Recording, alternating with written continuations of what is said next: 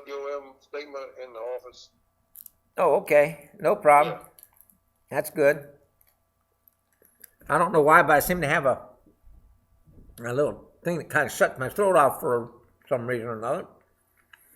But I think it's just pollen that's kind of got caught up in the throat there. Well, let's take a look at the book of Ruth. And I think what we're going to do tonight is we're just going to read the book and just listen to what it has to say. Listen to how it kind of flows along. And then we'll kind of come back to it and take a look at when it was written, if we can figure that out, and who wrote it and all that kind of stuff. And then we'll take a look at some of the message that you may have for our lives tonight, other than the message you'll get as you listen to it in its entirety. I'm going to be reading from the Easy Standard Version, otherwise known as the English Standard Version. So that might differ just a little bit from what you might have in front of you. In the days when the judges ruled, there was a famine in the land, and a man of Bethlehem in Judah went to sojourn in the country of Moab, he and his wife and his 2 sons. The name of the man was Elimelech, and the name of his wife Naomi. And the names of his 2 sons were Machlon and Chilion. They were Ephrathites from Bethlehem in Judah. They went into the country of Moab and remained there. But Elimelech, the husband of Naomi, died, and she was left there with her 2 sons. These took Moabite wives. The name of one was Orpah, and the name of the other Ruth. They lived there about 10 years. And both Mahlon and Chilion died, so that the woman was left without her 2 sons and her husband. Then she arose with her daughters-in-law to return from the country of Moab, for she had heard in the fields of Moab that the Lord had visited his people and had given them food. So she set out from the place where she was with her 2 daughters-in-law, and they went on their way to return to the land of Judah. But Naomi said to her 2 daughters-in-law, "Go, return each of you to her mother's house. May the Lord deal kindly with you as you have dealt with the dead and with me. The Lord grant that you may find rest, each of you, in the house of her husband." Then she kissed them, and they lifted up their voices and wept. And they said to her, "No, we will return with you to your people." But Naomi said, "Turn back, my daughters. Why will you go with me?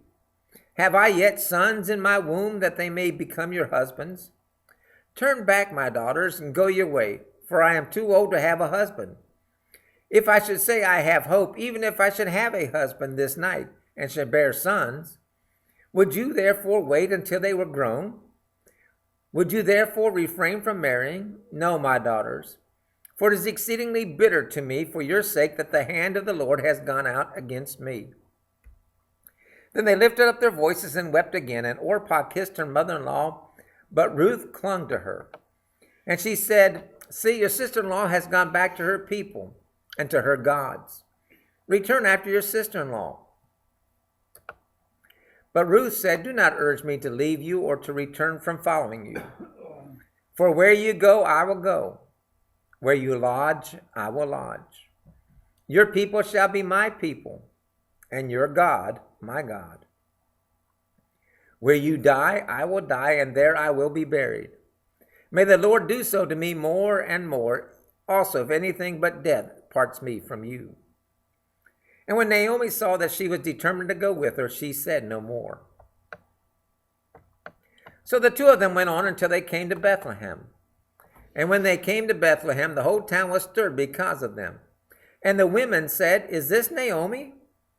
She said to them, "Do not call me Naomi, but call me Mara, for the Almighty has dealt very bitterly with me. I went away full, and the Lord has brought me back empty.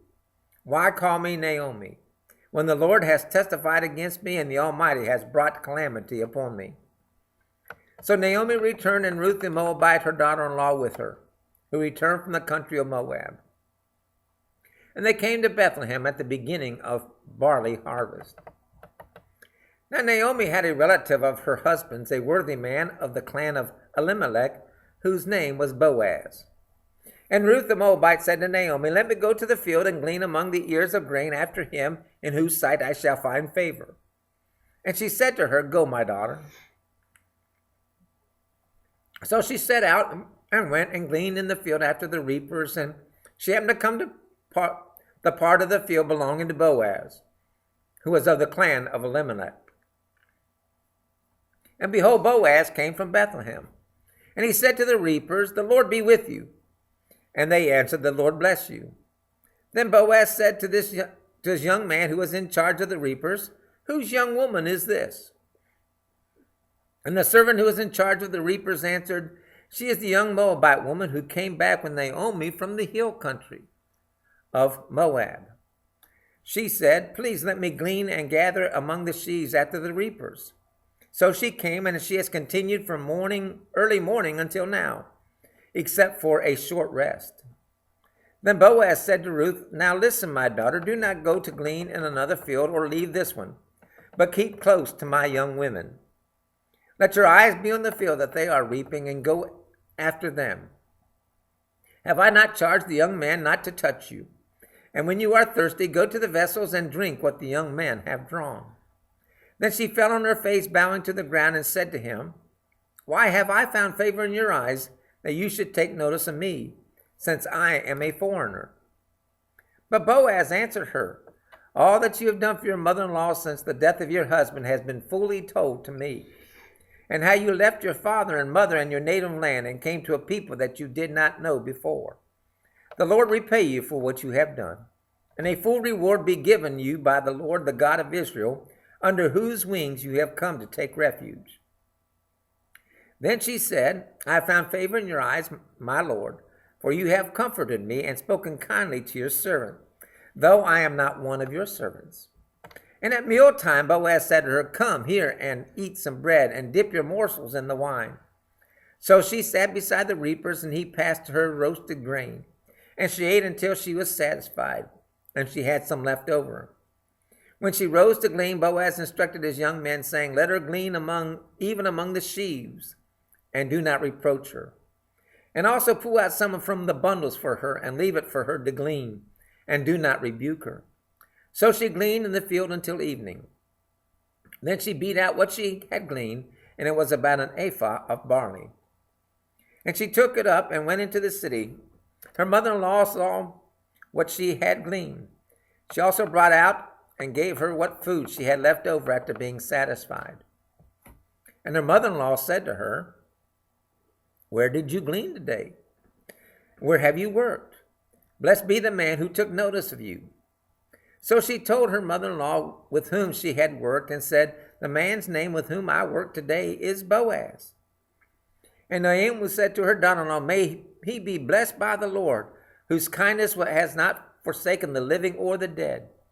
Naomi also said to her, the man is a close relative of ours, one of our redeemers.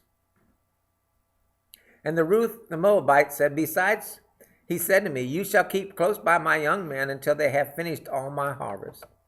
And Naomi said to Ruth, her daughter-in-law, it is good, my daughter, that you go out with his young women, lest at another field you be assaulted. So she kept close to the young women of Boaz, gleaning until the end of the barley and wheat harvest, and she lived with her mother-in-law. Then Naomi, her mother-in-law, said to her, my daughter, should I not seek rest for you, that it may be well with you? Is not Boaz our relative, with whose young women you were? See, he is winnowing barley tonight at the threshing floor.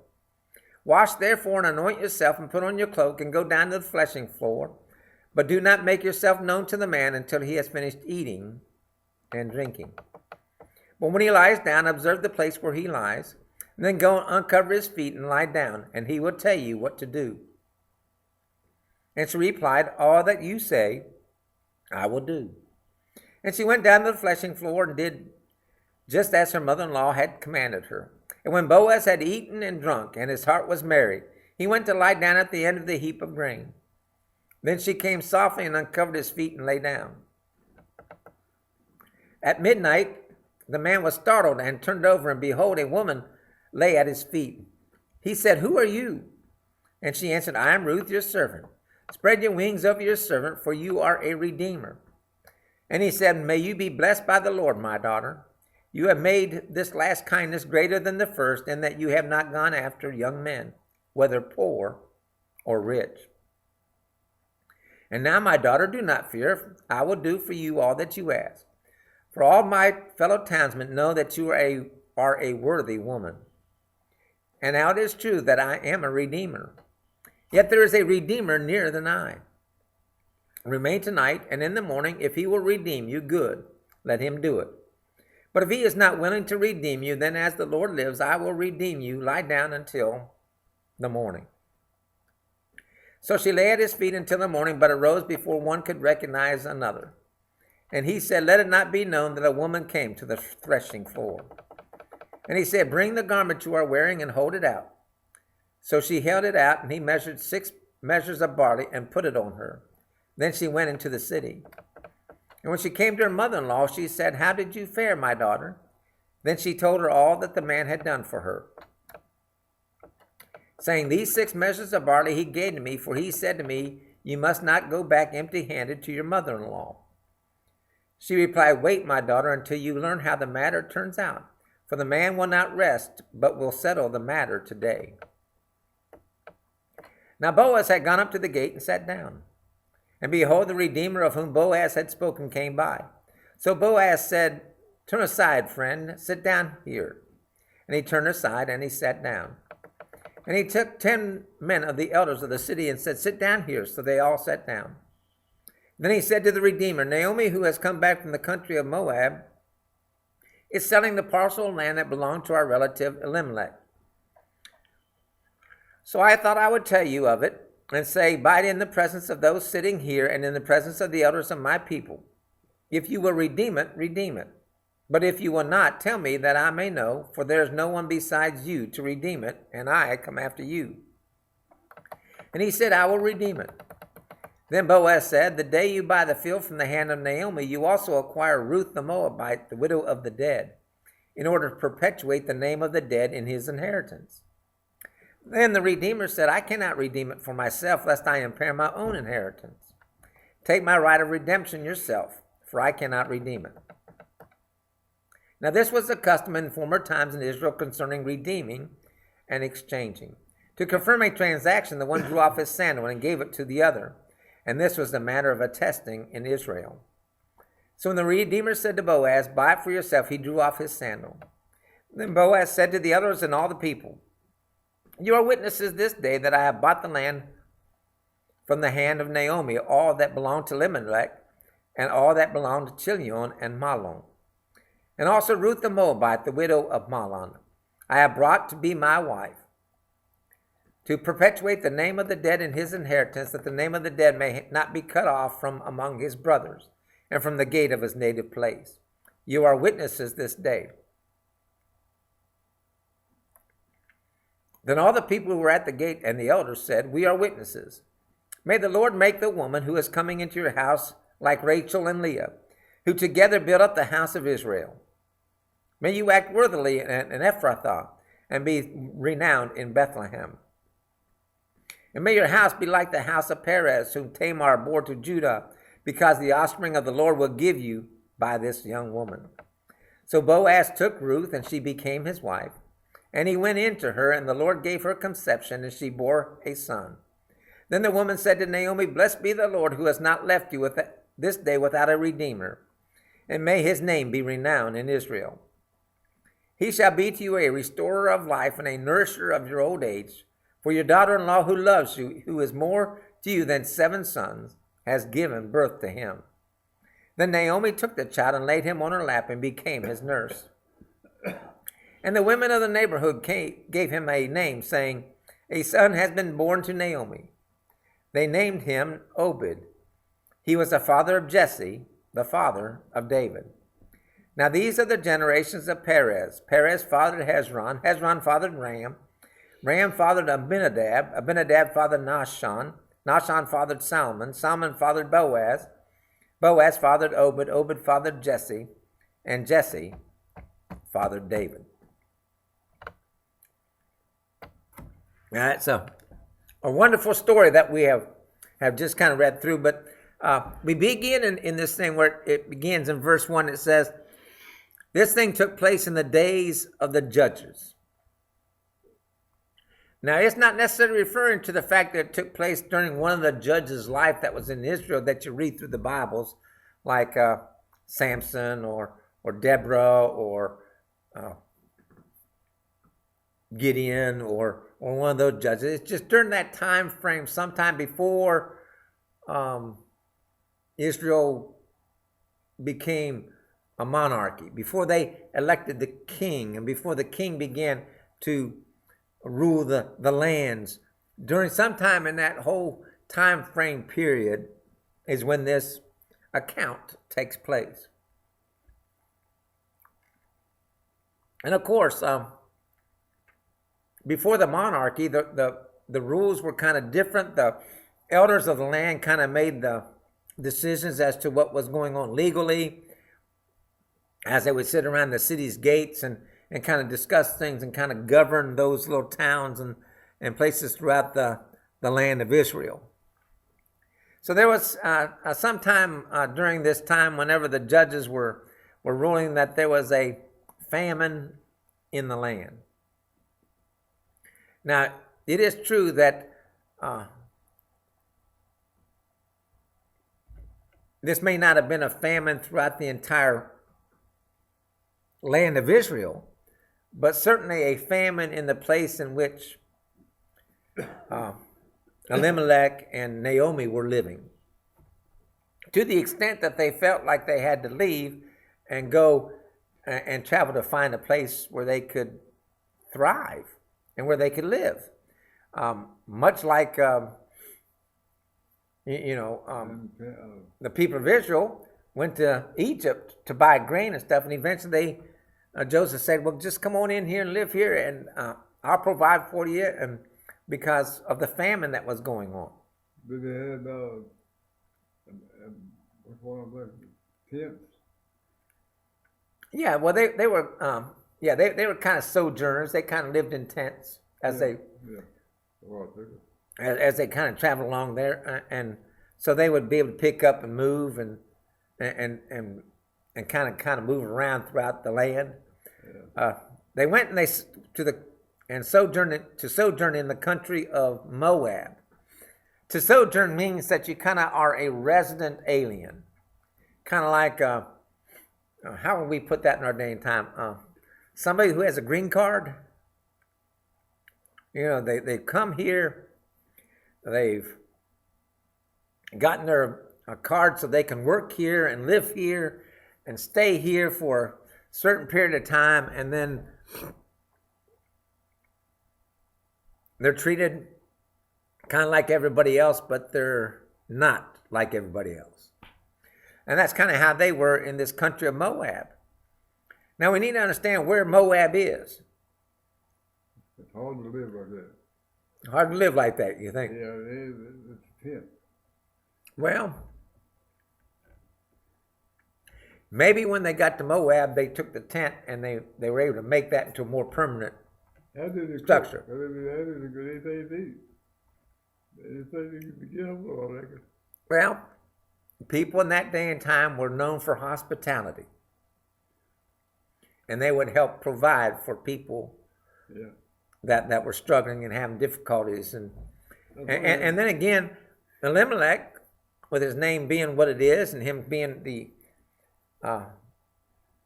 from Ephraim, that was living in Jerusalem, he was probably fairly well off. So he had money. So he could buy food. Yeah. So he was able to buy food and get shelter and begin to find a place in the country of Moab where they would let him live and work and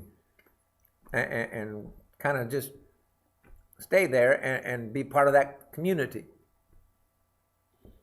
Now, we don't know exactly where at Moab that he was, but we do know Moab is on the other side of the Dead Sea.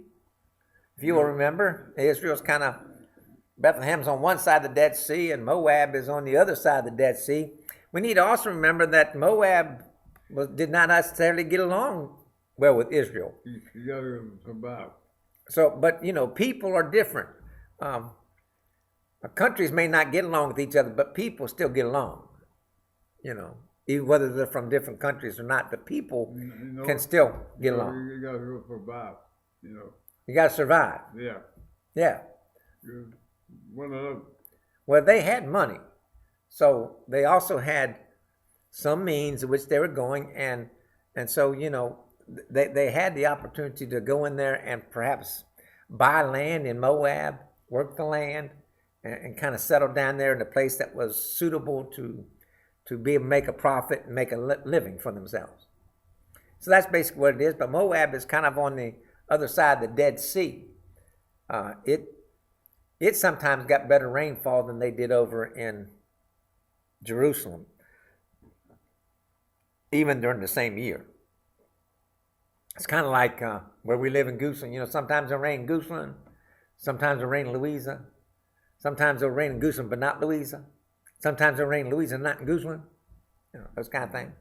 Sometimes Richmond will get a lot more rain than we get out here in Gooseland, and sometimes we get more rain in Gooseland than they get in Richmond. Mm-hmm. It just depends upon how things kind of work out. But whatever it was, there was not the same amount of famine going on in Moab as it was where they were. So they went over and they traveled over there and found a place to settle. Now, where did they settle out in Moab? Nobody really knows. We just know that they were in a foreign country, in a country that was many times at war with their own, and they were sojourners there.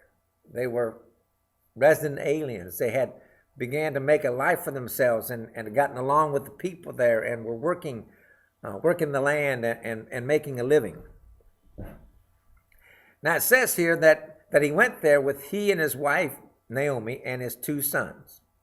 Now the name of the man was Elimelech. Now his name means my God is king. That's what the word Elimelech means. My God is king. Now is there anything of importance to each of the names that we find in this account here in the book of Ruth? Some people say yes, other people say no. So what I'm going to try to do is kind of give you just a basic idea of what the names mean, and then we can kind of decide whether that's part of the account and the story and brings meaning and enrichment to the story, or whether that just happen to be what their names are. Because we know some people have very good names that they've been given, but they weren't necessarily the names that they had earned. Does that make sense? And many times the Jewish people try to, there's a whole lot to a name, because for the Jewish people, a name also talked about character of the individual. And so when they named the person a name, they talked about his character. So like Jesus, when he was looking at Simon, the disciple, and he says, you're not going to be any more called Simon, you're going to call you Peter. Your name is Peter, because upon this rock I'm going to build my church. And so we find these changes of names, like from Saul to Paul, and they're changed for a reason. So Elimelech just means my God is king. My God is king. Now the name Naomi means pleasant, sweet. And the names of his son, Mahlon, means, let me see if I can remember that one. I think, if I remember correctly, the Strong's dictionary said that meant kind of like being sick, being sickly-like, not in the best of health. And Chilion, I don't remember exactly what that one meant.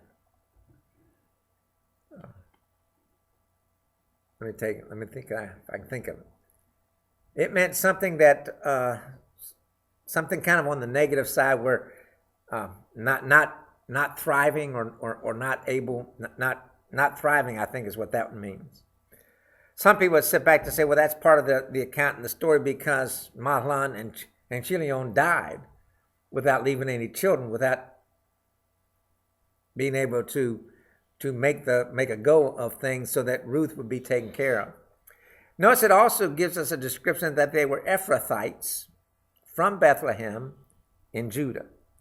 Now, all an Ephrathite is somebody that comes from Ephraim, which is in the northern part of Israel, and comes and moves to the southern part where Bethlehem was in Judah. And we know that Bethlehem means house of bread. So they came to the house of bread in Judah. And because of the famine that was in the land, they went into the country of Moab, and they remained there. And while they were there, you know what happened? Elimelech, the husband of Naomi, died. And she was left with her 2 sons. And these 2 sons, they decided that they would, living in this land and that they looked like they were going to live there permanently, they decided to get married there. And they found themselves wives, and they took wives for themselves, and they married them, but they didn't have any children with them. And before they could have children with them, lo and behold, you know what happened? They died. So now you have this woman who is Naomi. She has lost her husband. She has lost both of her sons. She's living in a male-dominated society, what we would call a patriarchal society. How is she going to take care of herself? Can't do it. What is she going to do now? You know, anything, there's no sons, there's no children, there's nothing left for her except for her daughter-in-laws. Yeah, like you said, I got to help yourself. So what she remembers is that she decides that the best thing for her would be to go home. Go back to her own people. Go back to the people that she had left, because she had also heard that God had blessed the people of Israel, and they were now having food and were able to care, and the famine was gone. And so she decided to just pick up stakes and go home. Can you help yourself Well, that way? I think she had in her mind that if she could get back to her own people, some of her own kinspeople would try to take care of her, would try to help her. Some way, shape, or form or another. So after living in Moab for about 10 years, Mahlon and Chilion both died. So the woman was left without her 2 sons and her husband. So she did the common sense thing in that day and time, and she arose with her daughters-in-law to return from the country of Moab, for she had heard in the fields of Moab that the Lord had visited his people and had given them food. So her idea was, I'm going back home.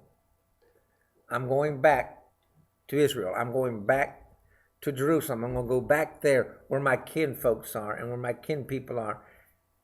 And maybe they'll take care of me. Maybe they'll watch out for me. Maybe they'll do something for me and something for me. She really wasn't certain. She really didn't know for sure that something great was going to happen, or that God had already planned out things for her in her life. And so she was just kind of going by what she felt she could do. And the best thing she figured she could do was to pull up stakes and travel back home. And she's planning on doing this alone. She really wasn't planning on anybody else going with her. She wasn't planning on her daughters-in-law going with her. She was going to send them back to their people because they were still young. They could get married. They could have families and be taken care of. And she just figured that she would just go home, go back to Moab. So she arose with her daughters-in-law to return from the country of Moab, according to verse 6, because she had heard while she was in the fields of Moab that the Lord had visited his people, which means God had blessed them and had given them food. So she set out from the place where she was with her 2 daughter-in-laws, and they went on their way to return to the land of Judah. That's where she came from, Judah. In verse 8 it says, Naomi said to her two daughters-in-law, now go, return each of you to your mother's house. And may the Lord deal kindly with you as you have dealt with the dead and with me. What else could these widows do? The best thing for them, according to Naomi, was according to that culture of the day and time, was you go back to your kin people and to your own people, and they were still young enough to get married again. They were still young enough to get a husband. They were still young enough to have children, and therefore they could be provided for. But she didn't see any way that she could provide for them. And so after trying to get them to leave and to go home, we find that she put a blessing upon them that they would find rest, each in the house of their own husband. Then she kissed them, and they lifted up their voices and they wept. This was them saying goodbye to each other. This was them giving that final goodbye.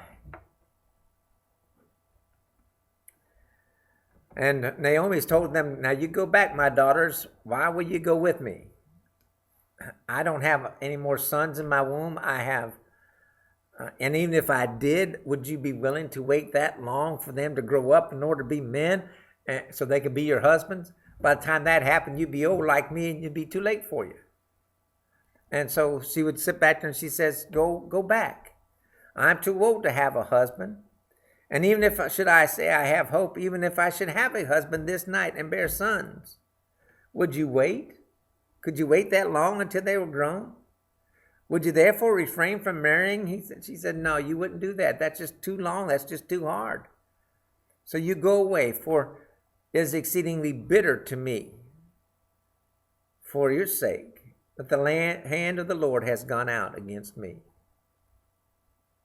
It's amazing how things in life, when bad things happen to us, it seems like the first person we seem to blame is God.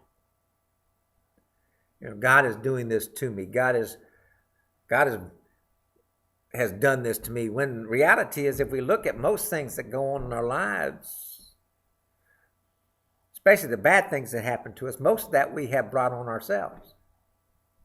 Whether it's because we've told lies or whether we've done what we knew we weren't supposed to do, whether we have gone astray in some way, shape, or form, there is something that we have usually done to bring bad things upon our lives. Now, we need to also say that it is also true when you do the right thing. Many times that brings trouble to you as well. Doing right in the midst of when things are going wrong and can bring trouble and persecution and difficulties to your life as well. But somewhere along, she sits back there and says, the hand of the Lord has gone out against me. Her experience was that there was a famine. That was bad, right? She gets into Moab with her husband and her two sons. Her husband dies. That was bad. Then her two sons die. That's bad. And it just seems like everything's against her. And so she is sitting back there and they all lifted up their voices and wept again, and Orpah kissed her mother-in-law. But Ruth clung to her.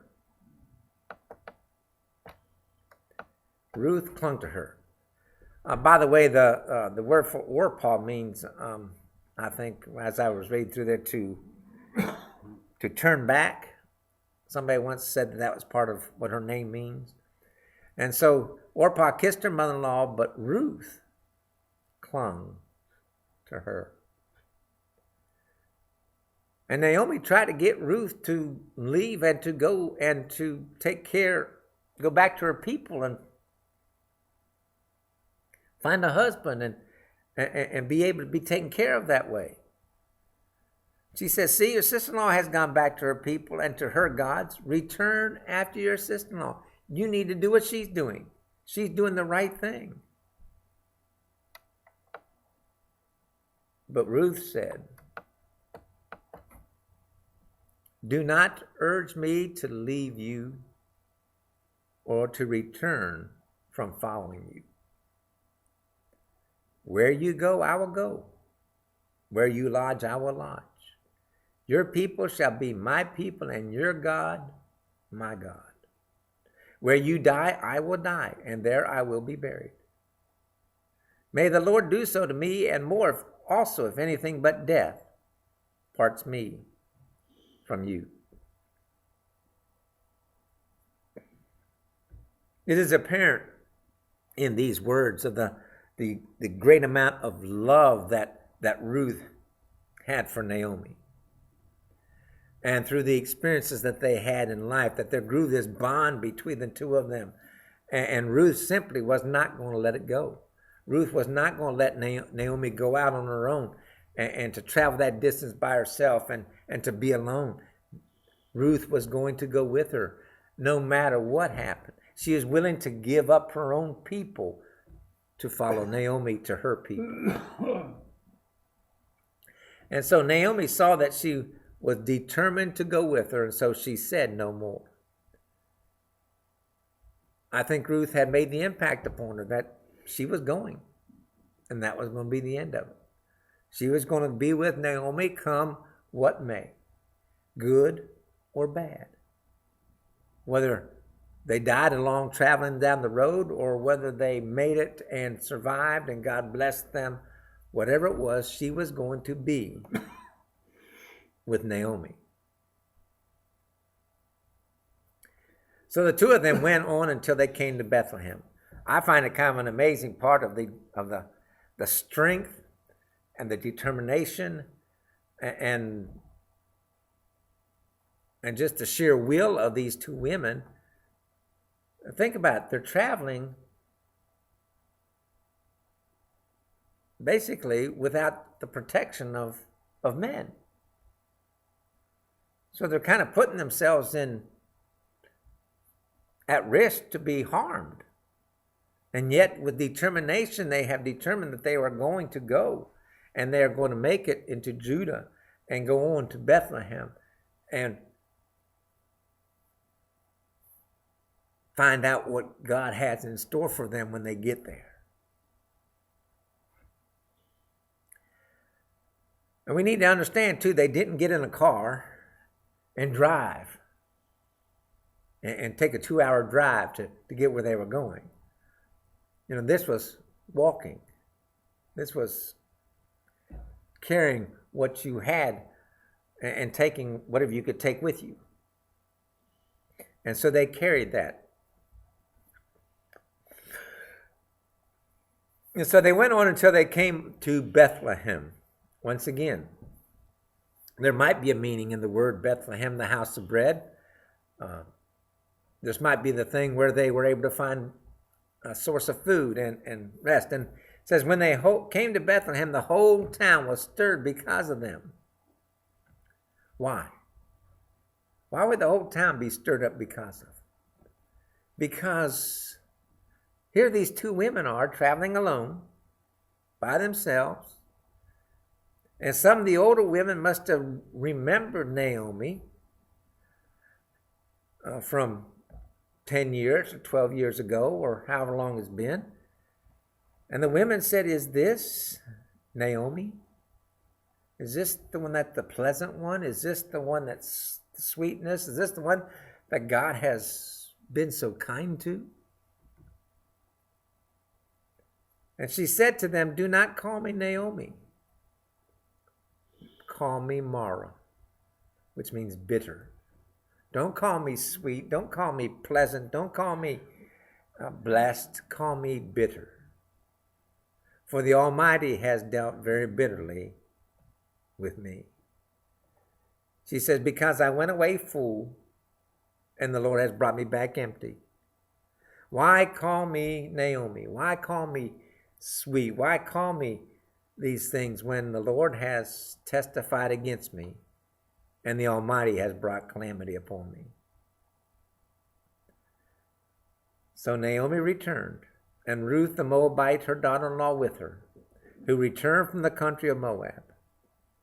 And they came to Bethlehem at the beginning of barley harvest. At least they were going to be able to pick food. They're still going to be able to find a way to survive, at least physically. But in spite of Naomi's thinking of how bitter God had dealt with them, she didn't understand the greatness and the great things that God had in store for her. And many times in our lives, when we're experiencing calamity or difficulties or poor health or frustration in life, we don't understand what God's got in store for us. We don't understand what's on the other side. And all we can sometimes see is what we are going through. We can't seem to see beyond our frustrations, beyond our troubles, beyond our problems. But just as Naomi, sometimes we feel like that one song says that the people in Hee Haw used to sing, if it weren't for bad luck, I'd have no luck at all. Gloom, despair, and agony on me. Sometimes life just is tough. Sometimes life is just hard. Sometimes life, just being a human being, we have illnesses, we have sicknesses, we have deaths in our families, we have things that go on, and they can compile upon our lives, and we can think that it's not fair and it's not right. But God, we need to understand, God still cares about us. God is still with us. God is still providing for us. God is still encouraging us. God is still lifting us up. God is still holding our hand. God is giving us courage to continue to move forward in the midst of the hardships of life. And next week we'll take a look at chapter 2 and find out about how God had this plan and begins to unfold his plan for Naomi and for Ruth and for taking care of them, that they may have thought was just by chance, but we know it was the providence of God in their lives.